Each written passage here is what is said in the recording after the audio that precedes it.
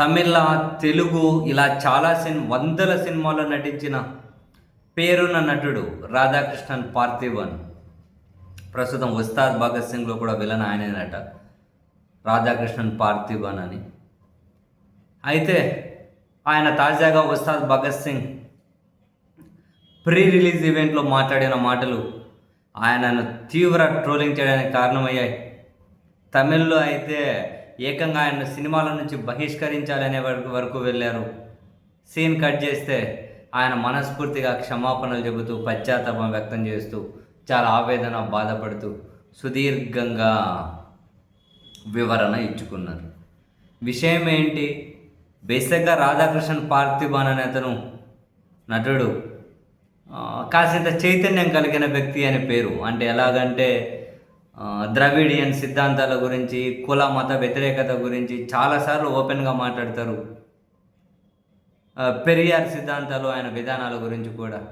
Surname కూడా వదిలేయాలి, కులాన్ని వదిలేయాలి, అప్పుడే సమాజం బాగుంటుంది అని చాలా చాలా చైతన్యవంతంగా మాట్లాడే వ్యక్తి. అటువంటి వ్యక్తి ఉస్తాద్ భగత్ సింగ్ ఈ ప్రీ రిలీజ్ ఈవెంట్లోకి వచ్చి నేను తెలుగు అంతనే, నేను నాయుడిని, నాయుడు గారి అబ్బాయిని నేను అంటే కుల ప్రస్తావన డైరెక్ట్. కానీ ఆయనకు తెలిసే ఉందేమో ఈ హీరో కానీ ఏమంటారు, అదే ఆ హీరోని అభిమానించే వాళ్ళు కానీ ఇక్కడ మెజారిటీ వాళ్ళే ఉంటారు. ఇప్పుడు మన నాయుడు, నేను నాయుడు గారి అబ్బాయిని కానీ ఫుల్ క్లాప్స్ కొడతారు అని చెప్పి అట్లేమన్నా అన్నాడేమో తెలియదు. కానీ నేను నాయుడు గారి అబ్బాయిని, తెలుగే, కానీ తమిళ్లో ఉండడం చేత ఎక్కువ తమిళ్ మాట్లాడతాను అని చెప్పి ఆయన చేసిన వ్యాఖ్యలు ఏవైతే ఉంటాయో తమిళ సమాజం నుంచి ఒక్కసారిగా భగ్గుమని. ఏంటి ద్వంద్వ విధానాలు? అక్కడ సినిమా అవసరాల కోసం అని చెప్పి అక్కడ కుల ప్రస్తావన చేస్తావా? సినిమాకు కులానికి ఏంటి సంబంధం? ప్రతిభను కదా నమ్ముకోవాలి. ఇక్కడికి వచ్చి ఇంకోసారి పెరియార్ గురించి మాట్లాడితే, ద్రవిడియన్ సిద్ధాంతాల గురించి మాట్లాడితే ఊరుకోం. ఫస్ట్ నన్ను సినిమా పరిశ్రమ నుంచి బహిష్కరించండి, డైరెక్ట్గా కులాల గురించి మాట్లాడుతూ ఉన్నారు అని అసలు తమిళోళ్ళు ఏకి అవతల పడేశారు. సీన్ కట్ చేస్తే ఆయన క్షమాపణలు చెబుతూ సుదీర్ఘంగా వివరణ ఇచ్చారు.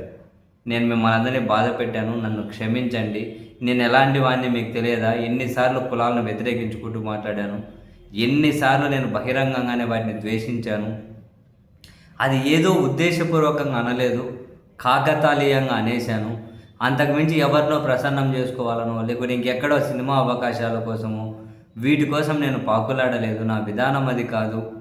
కానీ నాకు తెలుసు నేను ఎప్పుడూ కూడా ఇలాంటి మాటలు మాట్లాడలే, కానీ ఎందుకు మాట్లాడానో అనుకోకుండానే మాట్లాడిన, తప్పు చేశా, నేను అంగీకరిస్తూ ఉన్నా.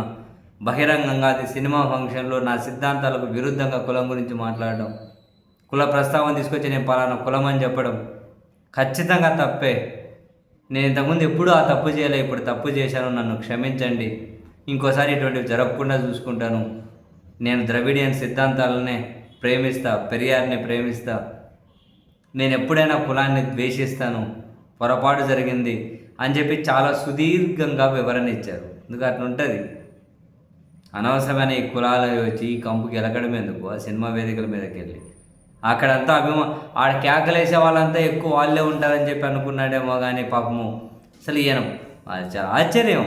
ఈయన గత ప్రసంగాలు, ఈయన మాటలు కనుక చూస్తే అరే సినిమాలు ఇలా చైతన్యం ఉన్న వాళ్ళు ఉండాలి అని చెప్పి అనుకునేవాళ్ళు.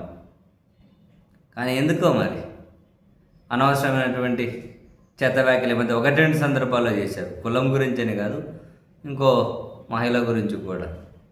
ఇప్పుడు ఏకంగా ఉస్తాద్ భగత్ సింగ్ ఆ ఈవెంట్లో కులం, నేను నాయుడుని, నాయుడు గారి అబ్బాయిని, క్షమాపణలు చెప్పి బాధపడి ఏకి పడేసింది. తమిళ మామూలుగా కాదు. తప్పు జరిగింది, తప్పు అంగీకరిస్తున్నా, క్షమించండి అని వివరణ చాలా పెద్దగా ఇచ్చుకున్నారు.